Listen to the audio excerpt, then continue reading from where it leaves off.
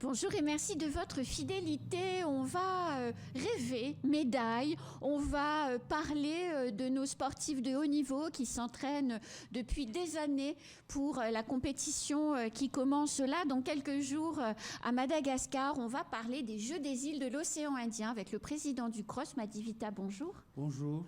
Merci d'avoir accepté notre invitation et d'être avec nous sur le plateau ce matin. Je sais que ce n'était pas facile parce que vous êtes à la veille du départ, donc vous avez beaucoup de choses à faire. Merci d'avoir pris le temps. La délégation de Mayotte qui part à partir de demain, c'est combien de personnes? Alors, on approche les 350 personnes, athlètes, accompagnants, arbitres, juges, tout confondu. Donc on part demain avec 2 rotations en vol direct Aerostral, donc parce qu'il n'y a pas de vol commercial. Donc on a dû affréter, en direct vers Antananarivo en fait. Oui, on a dû affréter donc 2 avions. Et on partirait tôt le matin. Et il y a un deuxième vol qui aura lieu à midi. Et là, j'invite aussi toute la population, si c'est possible, de venir nous encourager à l'aéroport demain matin. Demain à midi, parce que le premier vol va se passer à 8 heures, donc ça fait un peu trop tôt. Puis c'est la rentrée des classes aussi, donc peut-être que les parents seront à l'école. Oui, tout à fait, oui. Alors, combien de disciplines? Donc, sur les 350, il y a un peu plus de 280 athlètes. Les autres, ce sont les accompagnants, les arbitres, les juges. Combien de disciplines sportives Mayotte, dans combien de disciplines sportives Mayotte va concourir? Pour cette fois-ci, sur les 19, on participe presque à l'ensemble des disciplines, sauf bien entendu la natation, pour laquelle on ne peut pas, pour les raisons qu'on connaît. Et puis, on n'a pas pu partir avec le volleyball, là aussi pour des raisons que ne sont pas, qui sont hors CROSS, Comité régional olympique et sportif. Donc, sinon, on participe presque à l'ensemble donc des disciplines. Donc ça fait 17 proposées. En gros, c'est ça? Oui, et n'oublions jamais le volet jeunesse qui part, qu'on oublie souvent. On a privilégié l'aspect sport seulement, mais n'oublions pas qu'on aura 7 jeunes garçons, 7 jeunes filles qui vont nous représenter la culture de Mayotte d'une manière générale, donc, que ce soit la danse, théâtre, etc. Donc ils feront comme les autres délégations, ils vont essayer aussi de nous défendre les couleurs de Mayotte. Alors parmi les différentes délégations de toutes les îles, parce qu'on parle de compétition, donc Mayotte va se confronter à ses voisins, et parmi les voisins, il y a quand même de très bons sportifs. Enfin, il va falloir se battre pour décrocher des médailles. Oui, tout à fait. Les autres ont l'habitude donc des rendez-vous internationaux, on va dire ça comme ça. Récemment, pour ceux qui sont dans la francophonie, ils ont pu participer à la dernière compétition qui a eu lieu récemment en RDC, et ils participent de façon habituelle au championnat africain dans toutes les disciplines confondues. Et puis nous, c'est ce qui nous manque vraiment. D'où les Jeux des îles pour nous qui a lieu tous les 4 ans. C'est un grand rendez-vous. Ça permet aussi d'organiser le sport à Mayotte en fonction de ce rendez-vous. Et là, on fait appel effectivement à nos talents qui se trouvent en métropole, qui continuent. Donc c'est un très grand rendez-vous au niveau du mouvement sportif de Mayotte. C'est très structurant, ne serait-ce que là on parle donc de l'aspect participation, mais c'est aussi à partir de là aussi que les politiques publiques sont amenées aussi à se réorganiser et avoir des projets structurants en termes d'infrastructures sportives à Mayotte. Et de développement aussi des compétitions locales pour permettre à des jeunes d'émerger. Oui, tout à fait. Parce que nous n'oublions pas, à ces Jeux, Ça fait depuis 2003 qu'on y participe. La première, c'était sous l'entité France-Océan Indien.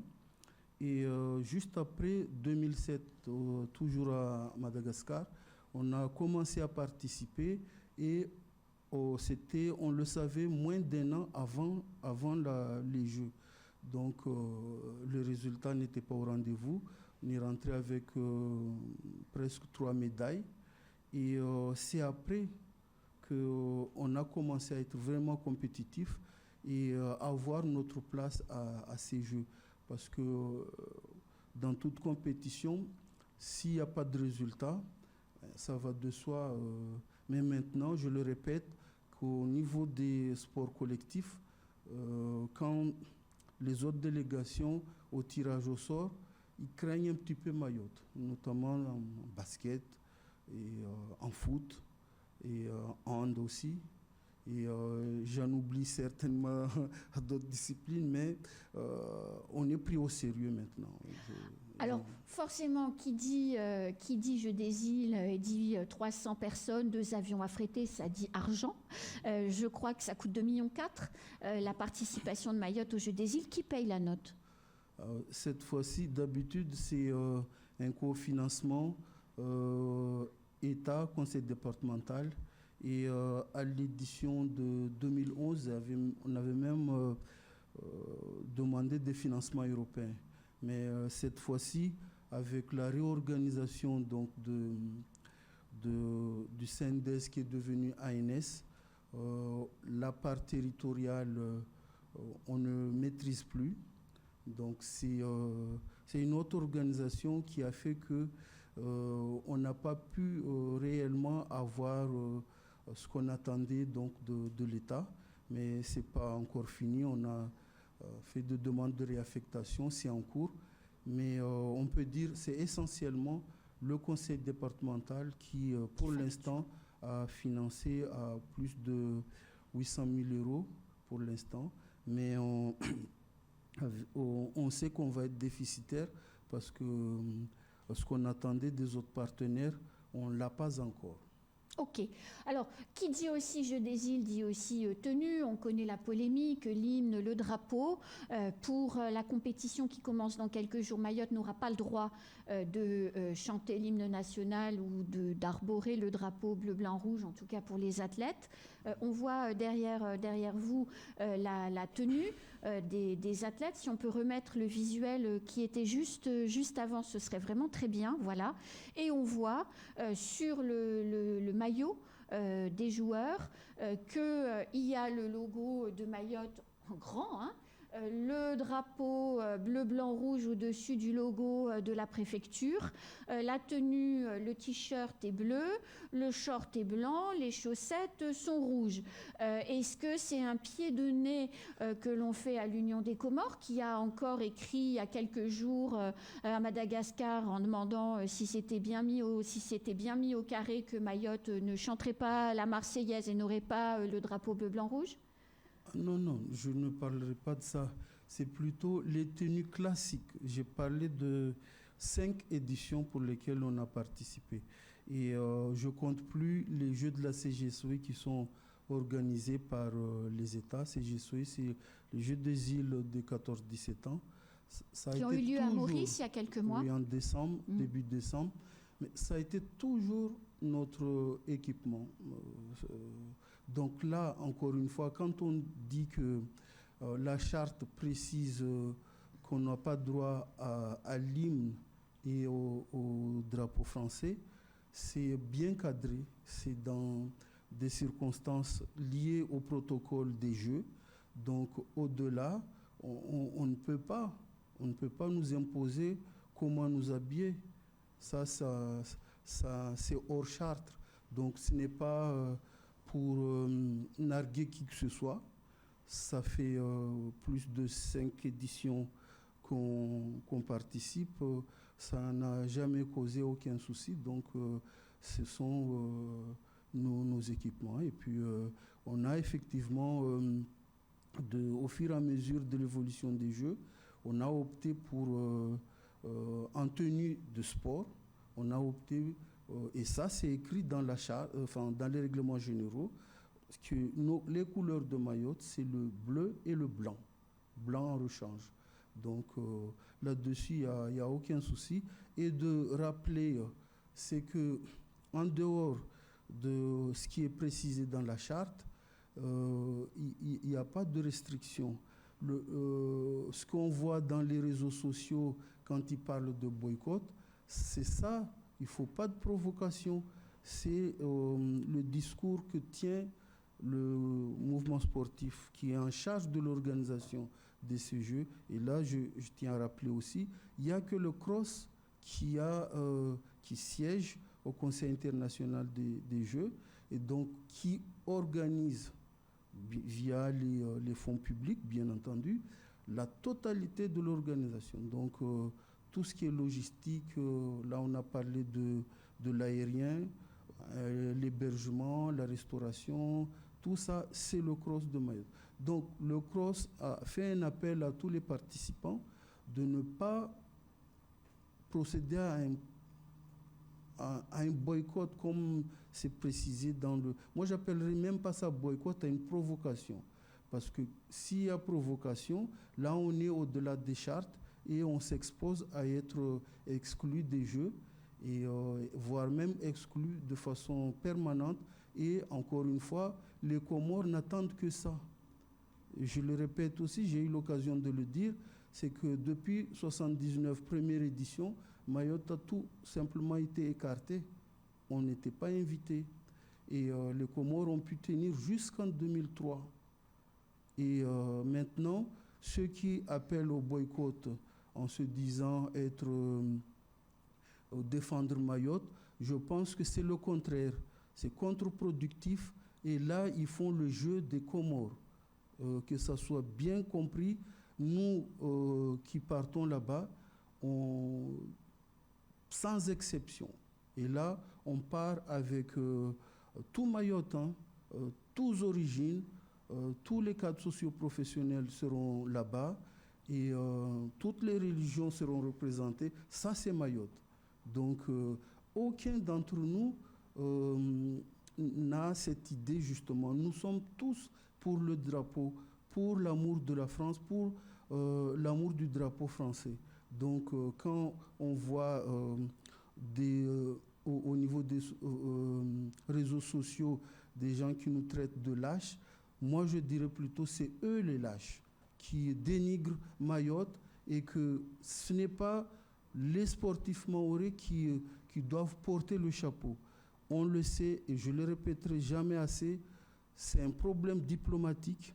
Il y a une revendication territoriale des Comores sur Mayotte et il appartient aux parlementaires, aux élus locaux et surtout à l'État français de faire avancer les choses. Ce n'est pas aux sportifs.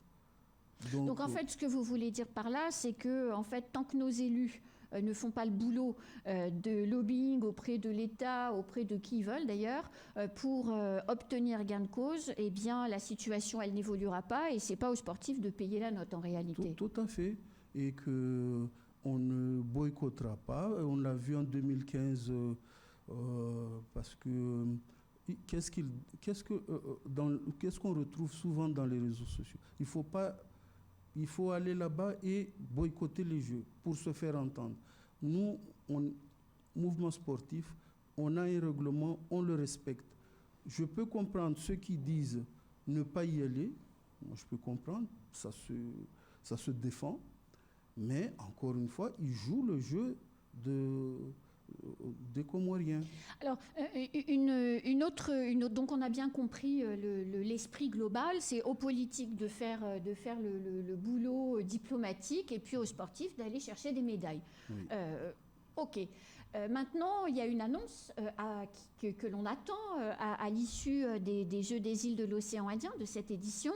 C'est l'annonce de l'organisateur de l'édition 2027, candidature mahoraise qui est faite, comme vous l'avez à plusieurs reprises rappelé.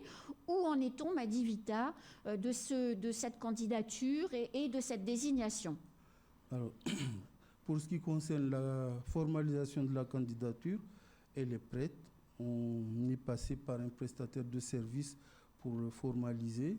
Et là, on attend l'ouverture des candidatures pour le déposer et le défendre. Mais jusque-là, je vous avoue, on est à la veille du départ.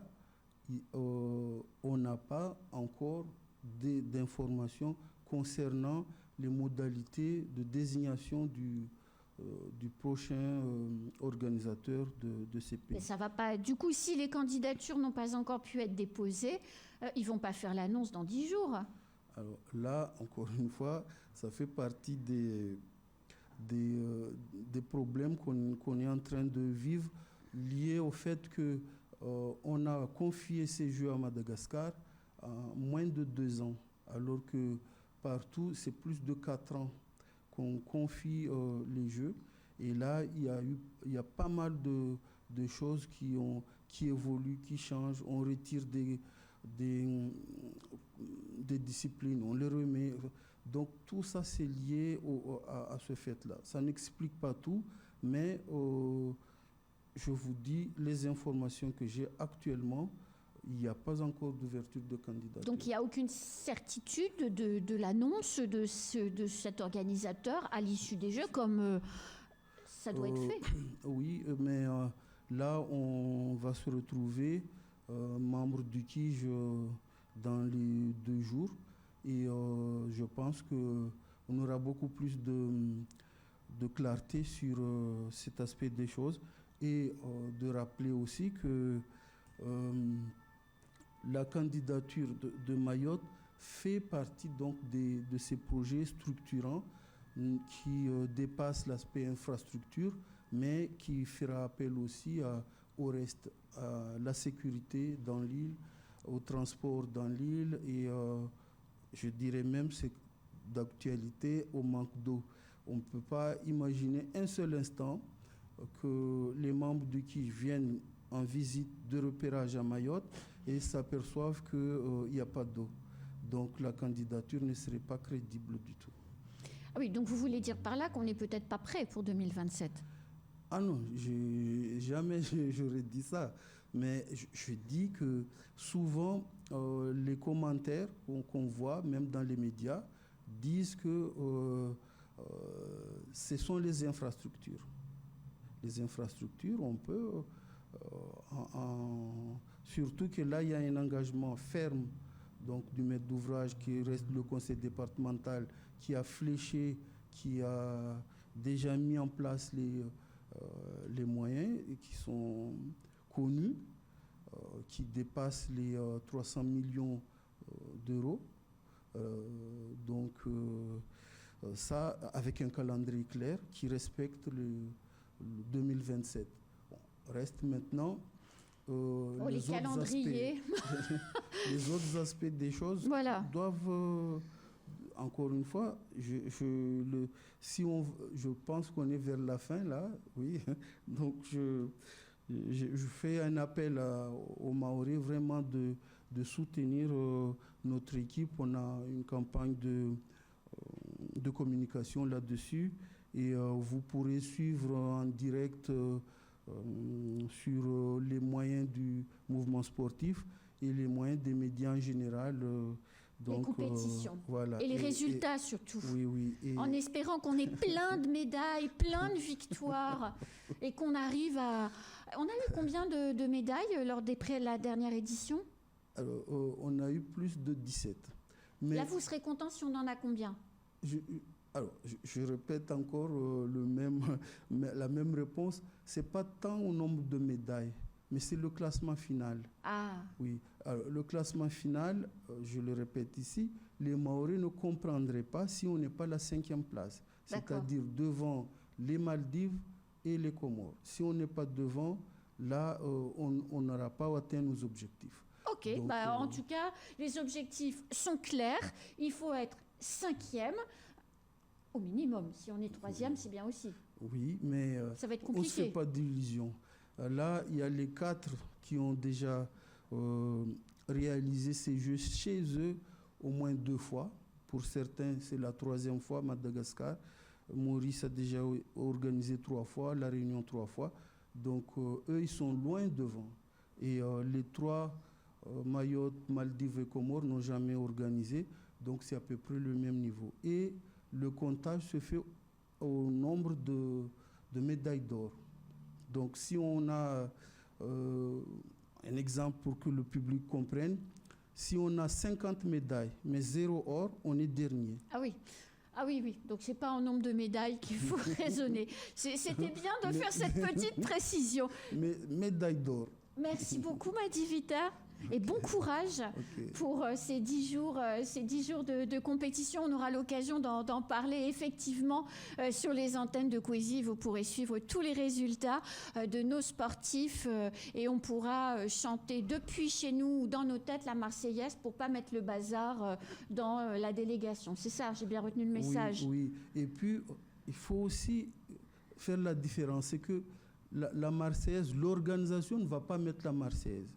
Mais si on est au podium médaille d'or, le public peut chanter la Marseillaise. Le public peut brandir le drapeau français.